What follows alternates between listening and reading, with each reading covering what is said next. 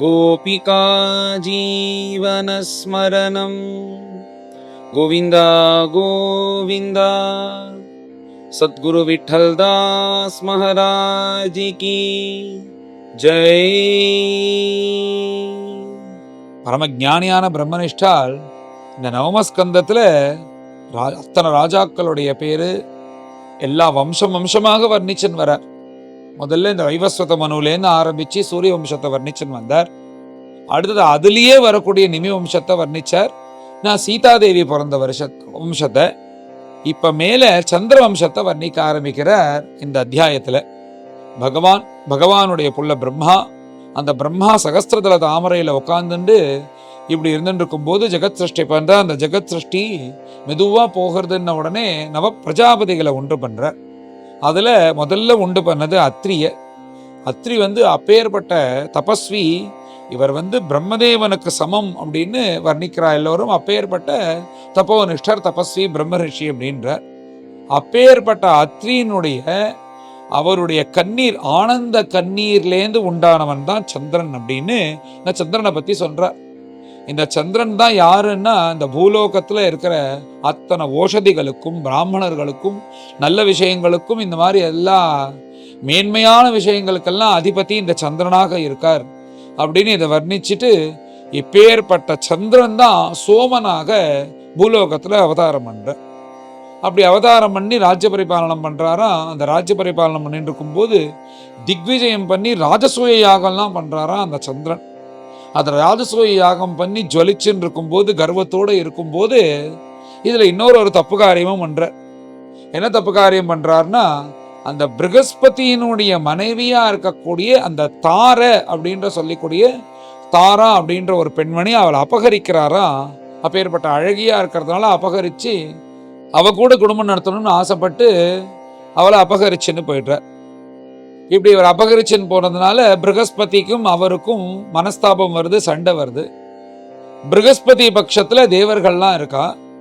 இப்ப சந்திரன் பிருகஸ்பதிக்கு சத்ருவானதுனால பிருகஸ்பதிக்கும் சுக்கராச்சாரியருக்கும் சண்டை இருக்கிறதுனால இப்ப சுக்கராச்சாரியரும் சந்திரனும் ஒரு பட்சமா ஆயிட்டா.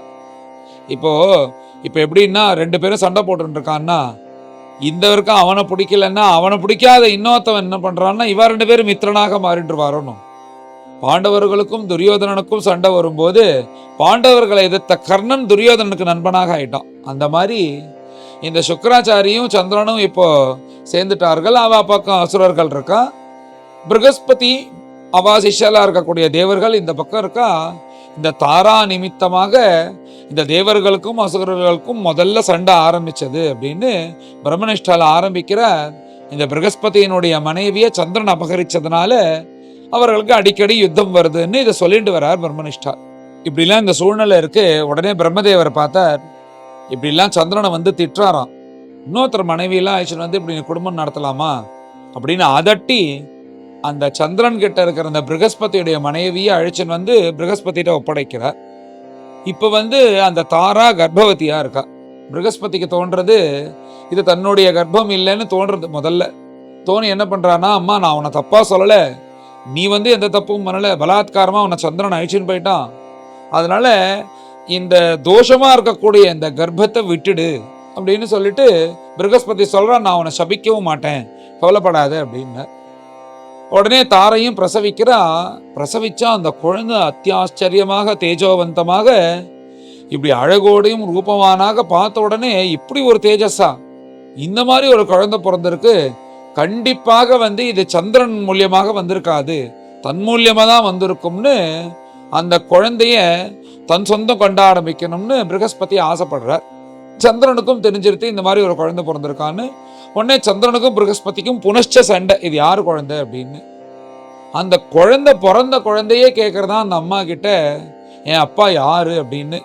சபையில சொல்றதுக்கு அந்த அம்மாவுக்கு வருத்தமா இருக்கு, என்ன சொல்றதுன்னு தெரியல, எப்படி சொன்னாலும் கஷ்டமா இருக்கும்ல. அதனால மௌனமா இருக்கும்போது அந்த பிறந்த குழந்தையே வருத்தப்படுறது. உடனே பிரம்மதேவன் என்ன பண்ணா, தனியா அழிச்சுன்னு போய் இந்த குழந்தையோட அப்பா யாரு அப்படின்னு கேட்ட உடனே அந்த அம்மா சொல்றாலாம், சந்திரன் தான் என்னோட அப்பா. உடனே சந்திரன் கிட்ட அந்த குழந்தையை ஒப்படைத்தார்கள் அப்படின்னு. அந்த சந்திரன் ஆசைப்பட்டு தன் குழந்தை வச்சுருக்காரு. இந்த சந்திரனுடைய குழந்தை தான் இந்த புதன் அப்படின்னு பிரம்மனிஷ்டால் இதை வர்ணிச்சுன்னு வர. இந்த புதன் என்ன பண்றாருன்னா, இவர் ஒரு பெண்ணை கல்யாணம் பண்ணிக்கிறார். அந்த பெண் யாருன்னா, நம்ம முதல் அத்தியாயத்துல கேட்டோமே, அந்த வைவஸ்வத மனு ஸ்ராத்த தேவனுடைய புத்திரன் யாருன்னா சுத்தியும்னன். முதல்ல ஒரு பெண்ணாக ஒரு குழந்தை பிறந்தது. அந்த குழந்தை புத்திரனாக வேணும்ன்ற போது பகவானுடைய அனுகிரகத்தினால வசிஷ்டருடைய கிருபையினால சுத்தியும்னனாக மாறினான்னு. அதே சுத்தியும்னன் அந்த வடக்க போகும்போது ஒரு உத்தியானவனத்துக்குள்ள போய் பரமேஸ்வரனுடைய அந்த சாபம் உள்ள வந்தாலே பெண்ணாக மாறணும்னு பரமேஸ்வரன் சொல்லியிருந்தாரோனோ, அந்த வனத்துக்குள்ள போன உடனே அந்த சுத்தியனும் திரும்ப பெண்ணாக மாறுறாரோனோ, அந்த இலாவை பார்த்து அவர் ரூபத்துல மயங்கி இந்த புதன் அவளை கல்யாணம் பண்ணிட்டார். அப்படி கல்யாணம் பண்ணிட்டு அவ குடும்பம் நடத்தும் போது அவளுக்கு புரூரவஸ்ன்னு ஒரு பரம தேஜஸ்வியாகவும் எல்லா விஷயத்தையும் தெரிஞ்சவனாகவும் நல்ல படிப்பாளியாகவும் இருக்கக்கூடிய ஒரு பையன் பிறந்தான்னு நாம் அந்த நவமஸ்கந்தம் முதல் அத்தியாயத்துல தெரிந்து கொண்டோம். அப்படி இந்த புதனுடைய மனைவியா இருந்தவர் இந்த சுத்தியும்னனா பெண்ணாக மாறினவர். கொஞ்ச நாள் இருந்து அப்புறம் அவர் கிளம்பி வந்துட்டார்.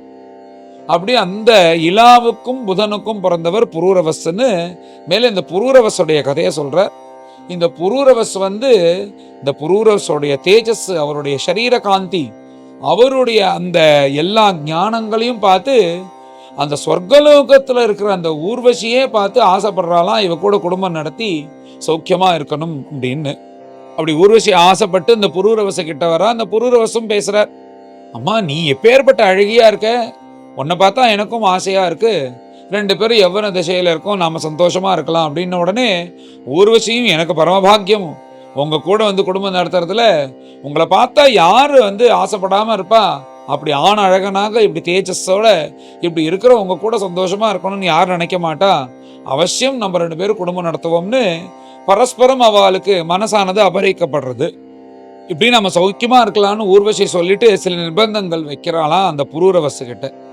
என்ன நிர்பந்தங்கள் வைக்கிறான்னா, அந்த ஊர்வசி வரும்போதே 2 ஆடு அழைச்சின்னு வந்தா. இந்த ஆடு எப்போதும் நம்ம கூட தான் இருக்கும், இதை காப்பாற்ற வேண்டிய பொறுப்பு உங்களுக்கும் இருக்கு எனக்கும் இருக்கு, அதனால இதை நன்கு சம்ரட்சிக்கணும் அப்படின்னா. சரி அப்படியே ஆகட்டும்னா.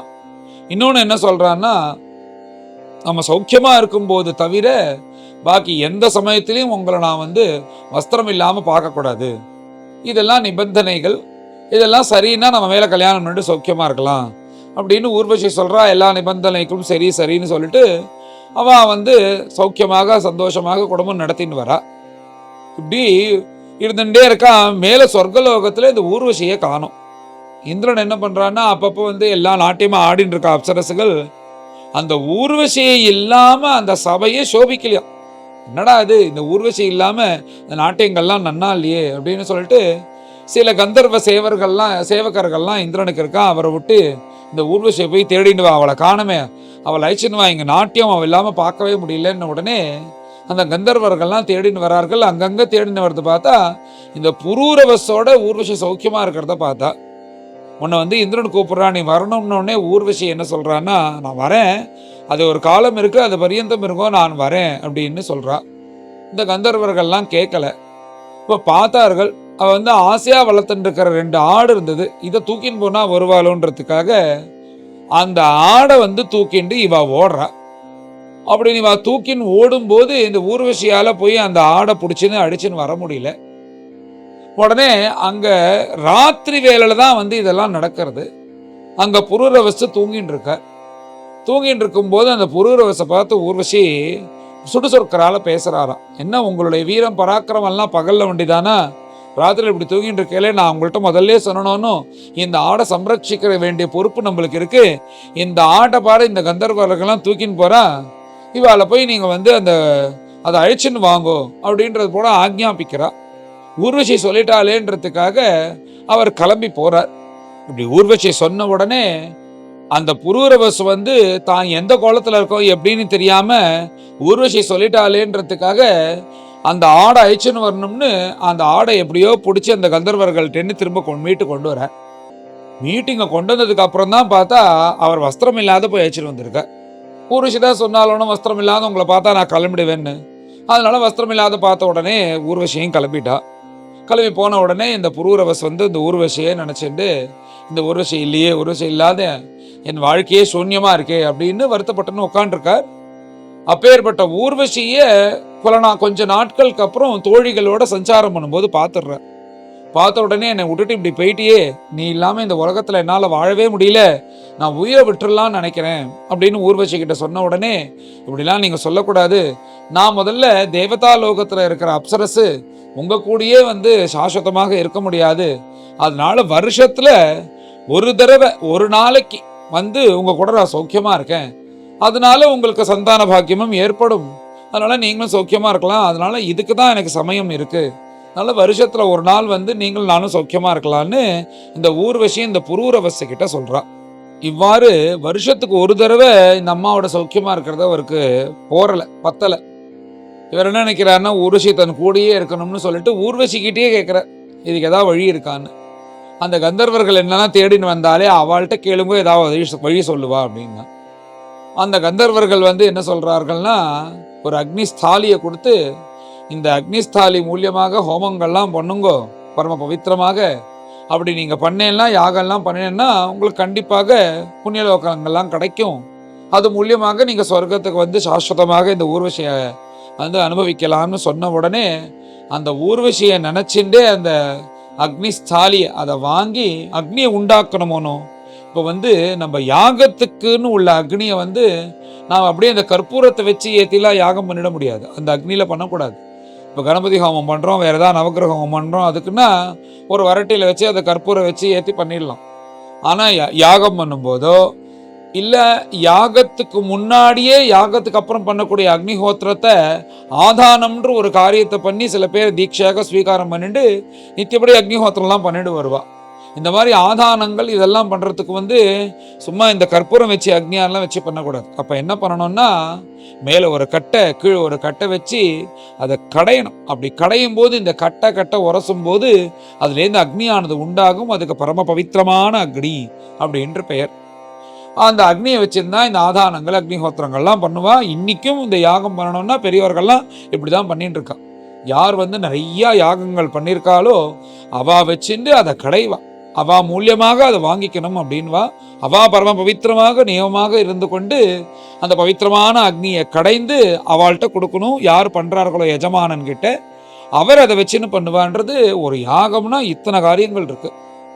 அப்படி பரம பவித்திரமான இந்த ஹோமங்கள் யாகங்கள்லாம் பண்ணணும்னா அந்த அக்னியை உண்டாக்கணுன்றதுக்காக இவர் ஊர்வசியை அடையணும், ஊர்வசி லோகத்துக்கு போகணும், ஊர்வசி கூட சௌக்கியமாக இருக்கணுன்றதுனால அதை மனசில் நினச்சிண்டே தானும் ஊர்வசி சந்தோஷமாக இருக்கிறது போலேயே அதை கடையிறாராம். அப்போ அந்த அரணிக்கட்டையை கடையும் போது என்ன ஆச்சரியம்னா, அதுலேருந்து 3 அக்னிகள் உண்டானது. அதுதான் அக்னிஹோத்திரத்திலையும் யாகத்திலையும் உபயோகப்படுத்தக்கூடிய கார்கபத்தியம், ஆகமனியம், தட்சிணாக்னி அப்படின்னு 3 பரம பவித்திரமான அக்னிகள் உண்டானது அப்படின்னு பிரம்மனிஷ்டால் சொல்கிறார். உங்களுக்கு பார்க்கறதுக்கு ஆச்சரியமாக இருக்கும், என்னடா பரம பவித்திரமான அக்னின்ற, ஏதோ பிரம்ம ரிஷி பகவான் நினச்சின்னு கடையும் போது அதை ஜென்மிக்கணும்னு பார்த்தா ஊர்வசியை நினச்சி இந்த புரூரவசரை கடையும் போது வருதே அப்படின்னா, சில விஷயங்கள் நதி மூலம் ரிஷி மூலம் பார்க்கவே கூடாது. கங்கை பிரவாகமாக ஓடின்னு இருக்கா, பார்த்தா எப்படி ஸ்நானம் பண்ணுறதுக்கு அவ்வளோ இதுவாக இருக்குது. கங்கோத்திரியில் போய் பார்த்தான்னா ஏதோ ஒரு கால்வாழை சின்னதாக ஓடுற மாதிரி இருக்கும். சில ரிஷிகள்லாம் பார்த்தா முதல்ல ரொம்ப மோசமாக இருப்பா, வால்மீகியே திருடனாக இருந்தான்னு மாறினவர், அப்புறம் எப்பேற்பட்ட மகரிஷியாக மாறினார். அதனால நதி மூலம் ரிஷி மூலம் பார்க்கக்கூடாது அப்படின்னு சொல்லுவா. அதே போல் இந்த நல்ல விஷயங்கள்லாம் வெளில வரத்துக்கு ஒரு வியாஜம், அந்த வியாஜத்தை வெத்திண்டு அவைகள் வெளில வருதே தவிர அதனால அவைகள் தோஷம் சொல்ல முடியாது. அதனால இந்த யாகத்தில் உபயோகம் படுத்தக்கூடிய இந்த பரம பவித்திரமான 3 அக்னிகள்லாம், அதுதான் கார்கபத்தியம், ஆகவனியம், தட்சிணாக்னின்னு 3 அக்னி. அந்த 3 அக்னி வச்சு தான் அக்னிஹோத்திரமும் பரிவாலாம் பண்ணுவா. இன்றைக்கும் அக்னிஹோத்திரம் பண்ணணும்னா 3 அக்னி இருக்கணும், அந்த அக்னி அணையாமல் பார்த்துக்கணும். அந்த அக்னி அணைஞ்சிருத்துன்னா புனச்ச ஆதானம் பண்ணி அரணிக்கட்டையிலேருந்து அரணியை கடைஞ்சு அதுலேருந்து அக்னி எடுத்துன்னு தான் திரும்ப அந்த அக்னிஹோத்திரம் பண்ணணும். அதனால தான் அதுக்கு பரம பவித்திரமானதுன்னு பேர். அப்பேற்பட்ட 3 அக்னிகளும் இந்த இவர் ஊர்வசியை நினச்சின்னு கடையும் போது வந்தது. அதனால நிறையா அவர் ஹோமங்கள் யாக யஜ்யங்கள்லாம் பண்ணி எந்த ஊர்வசி கந்தர்வ லோகத்தில் இருக்காலோ அந்த லோகத்தில் போய் அவர் கூட சௌக்கியமாக இருந்தார்னு அதோட இந்த அத்தியாயத்தை பூர்த்தி பண்ணுற. நம்மளுக்கு இந்த அத்தியாயத்தை கேட்கும்போது என்னடா இந்த கதைகள்லாம் இப்படி இருக்கே அப்படின்னு தோணும். இப்படிதான் நடந்திருக்கு இவைகள்லாம். இந்த கதையெல்லாம் பிரம்மனிஷ்டாலே தைரியமாக சொல்லும்போது நாம் என்ன சொல்கிறதுக்கு அப்படின்னு சொல்லிட்டு நானும் தைரியமாக சொல்லிட்டு இருக்கேன் இந்த கதைகள்லாம். அதனால் சில விஷயங்கள்லாம் பாகவதத்தில் இருக்குது, அதை நம்ம அப்படியே தெரிஞ்சும் தெரியாதபடி போயிட்டே இருக்கலாம். இந்த சந்திரவம்சத்தில் சொல்லி வரும்போது இந்த மாதிரி நிறைய கதைகள் இருக்குது. அதனால் இந்த புரூரவஸ்ன்றவர் கந்தர்வலோகத்தில் சௌக்கியமாக இருந்தார் அப்படின்றதோட இந்த அத்தியாயமானது பூர்த்தி ஆகுது. மேலே எல்லோரும் கலந்து இந்த அத்தியாயத்தை பாராயணம் பண்ணுவோம். அச்ச சதுர்தசோऽध्यायः श्रीशुक उवाच अथातः श्रूयतां राजन् वंशः सोमस्य पावनः यस्मिन् ऐलादयो भूपाः कीर्त्यन्ते पुण्यकीर्तयः सहस्रशिरसः पुंसः नाभिह्रदसरोरुहात् जातस्यासीत् सुतो धातुः अत्रिः पितृसमो गुणैः तस्य दृग्भ्यो अभवत् पुत्रः सोमः अमृतमयः किल विप्रौषधि उडुगणानां ब्रह्मणा कल्पितः पतिः सः अयजत् राजसूयेन विजित्य भुवनत्रयं पत्नीं बृहस्पतेर्दर्पात् तारां नामाहरद्बलात् यदा स देवगुरुणा याचितो अभीक्ष्णशोमदात् नात्यजत् तत्कृते जज्ञे सुरदानवविग्रहः शुक्रः बृहस्पतेर्द्वेषात् अग्रहीत् सासुरोडुपं हरः गुरुसुतं स्नेहात् सर्वभूतगणावृतः सर्वदेवगणोपेतः महेन्द्रः गुरुमन्वयात् सुरासुरविनाशः अभूत् समरस्तारकामयः निवेदितो अथाङ्गिरसा सोमं निर्भर्त्स्य विश्वकृत् तारां स्वभर्त्रे प्रायच्छत् अन्तर्वत्नीम् अवैत्पतिः त्यजत्यजाशु दुष्प्रज्ञे मत्क्षेत्रात् आहितं परैः नाहं त्वां भस्मसात् कुर्यां स्त्रियं सान्तानिकः सती तत्याज व्रीडिता तारा कुमारं कनकप्रभं स्पृहाम् आङ्गिरसश्चक्रे कुमारे सोमयेव च ममायं न तवेत्युच्चैः तस्मिन् विविधमानयोः पप्रच्छुः ऋषयो देवाः नैवोचे व्रीडिता तु सा कुमारः मातरं प्राह कुपितो अलीकलज्जया किं न वोचसि असद्वृत्ते आत्मावद्यं वदाशु मे ब्रह्मा तां रह आहूय समप्राक्षीच्च सान्त्वयन् सोमस्येत्याह शनकैः सोमस्तं तावदग्रहीत् तस्यात्मयोनिः अकृतः बुध इति अभिधां नृपा बुद्ध्या गम्भीरया येन पुत्रेण आपोडुरान्मुदम् ततः पुरूरवाः जज्ञे इलायाम्य उदाहृतः तस्य रूपगुणौदार्य शीलद्रविणविक्रमान् श्रुत्वा ऊर्वशीन्द्रभवने गीयमानान् सुरर्षिणा तदन्तिकमुपेयाय देवी स्मरशरार्दिता मित्रावरुणयोः शापात् आपन्ना नरलोकतां निशम्य पुरुषश्रेष्ठं कन्दर्पमिव रूपिणं धृतिं विष्टभ्य ललना उपतस्थे तदन्तिके सतां विलोक्य नृपतिः हर्षेण उत्फुल्ललोचनः उवाच श्लक्ष्णया वाचा देवीं हृष्टतनूरुहः राजोवाच स्वागतं ते वरारोहे आस्यतां करवाम किं संभ्रमस्व मया साकं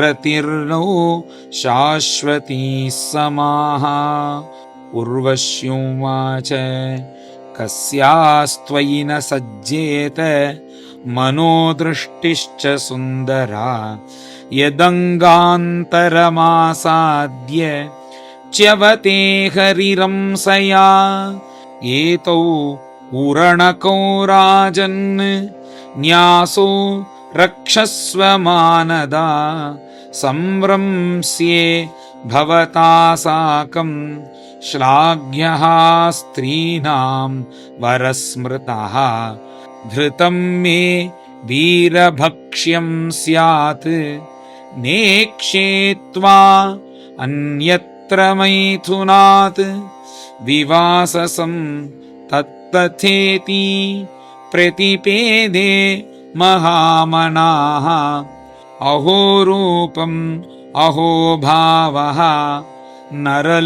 नरलोकविमोहनं को न सेवेत मनुजः देवीं त्वां स्वयम् आगतां तया स पुरुषश्रेष्ठः रमयन्त्या यथार्हतः रेमे सुरविहारेषु कामं चैत्ररथादिषु रममाणः तया देव्या पद्मकिञ्जल्कगन्धया तन्मुखामोदमुषितः मुमुदे अहर्गणान् बहून् अपश्यन् उर्वशीम् इन्द्रः गन्धर्वान् समचोदयत् उर्वशी रहितं मह्यम् आस्थानं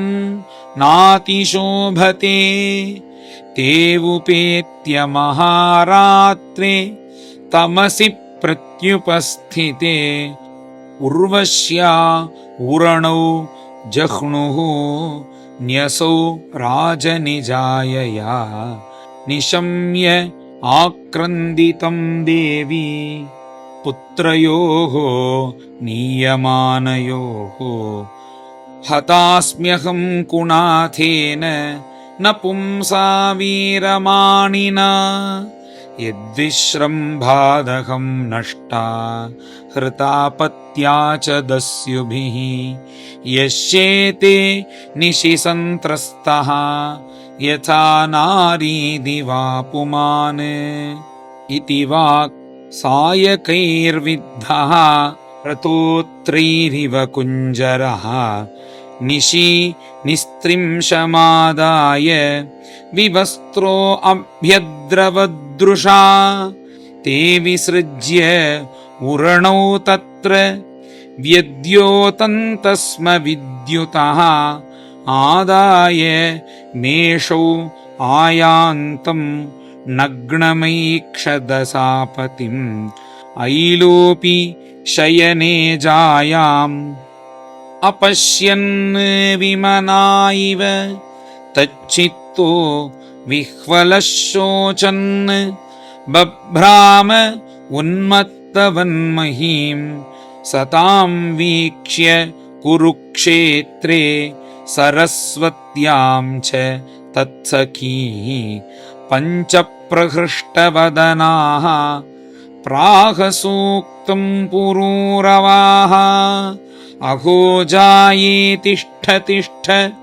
घोरेण त्यक्तुमर्हसि मां त्वम् अद्यापि अनिर्वृत्य वचांसि कृणवावहै सुदेहोऽयं पतत्यत्र देवि दूरं हृतस्त्वया खादन्त्येनं वृकागृध्राः तत्प्रसादस्य नास्पदम् उर्वश्योवाच मामृथाः पुरुषोऽसि त्वं मास्मत्वाद्युर्वृका इमे क्वापि सख्यं न वै स्त्रीणां वृकाणां हृदयं यथा स्त्रियो ह्यकरुणाः क्रूराः दुर्मर्षाः प्रियसाहसाः घ्नन्ति अल्पार्थेऽपि विश्रब्धं पतिं भ्रातरमप्युता विधायालीक विश्रम्भम् अग्न्येषु त्यक्तसौहृदाः नवं नवम् अभीप्सन्त्यः पुंश्चल्यः स्वैरवृत्तयः संवत्सरान्ते हि भवान् एकरात्रं मयेश्वरा वत्स्यति अपत्यानि च ते भविष्यन्ति अपरानि भोः अन्तर्वत्नीमुपालक्ष्य देवीं स प्रययौ पुरं पुनस्तत्र गतोऽब्दान्ते उर्वशीं वीरमातरम् उपलभ्य मुदा युक्तः समुवासतया निशाम् अथैनम् उर्वशी प्राह कृपणं विरहातुरं गन्धर्वान् उपधावेमान् तुभ्यं दास्यन्ति मामिति तस्य संस्तुवतस्तुष्टाः अग्निस्थालीं ददुर्नृपा उर्वशीं मन्यमानस्तां सोबुध्यत चरन्वने स्थालीं न्यस्य वने गत्वा गृहाणाध्यायतो निशि त्रेतायां सम्प्रवृत्तायां मनसि त्रय्यवर्तत स्थालीस्थानं गतोऽश्वत्थं शमीगर्भं विलक्ष्य सः तेन द्वे अरणीकृत्वा उर्वशी लोककाम्यया उर्वशीं मन्त्रतोऽध्यायन् अधरारणिमुत्तराम् आत्मानम् उभयोर्मध्ये यत्तत् प्रजननं प्रभुः तस्य निर्मथनाज्जातः जातवेदा विभावसु त्रय्यास विद्यया राज्ञा पुत्रत्वे कल्पितस्त्रिवृत् तेनायजत यज्ञेशं भगवन्तम् अधोक्षजम् उर्वशीलोकमन्विच्छन् सर्वदेवमयं हरिम् एक एव पुरा वेदः प्रणवः सर्ववाङ्मयः देवो नारायणो नान्यः एकोऽग्निः वर्ण एव च पुरूरवस एवासीत् त्रयीत्रेतामुखे नृपा अग्निना प्रजया राजा लोकं गन्धर्वमेयिवान् श्रीहरये नमः श्रीहरये नमः इति श्रीमद्भागवते महापुराणे पारमहंस्यां संहितायां नवमस्कन्धे ऐलोपाख्याने चतुर्दशोऽध्यायः। गोपिका जीवनस्मरणम्। गोविंदा गोविंदा। सद्गुरु विठल दास महाराज की जय।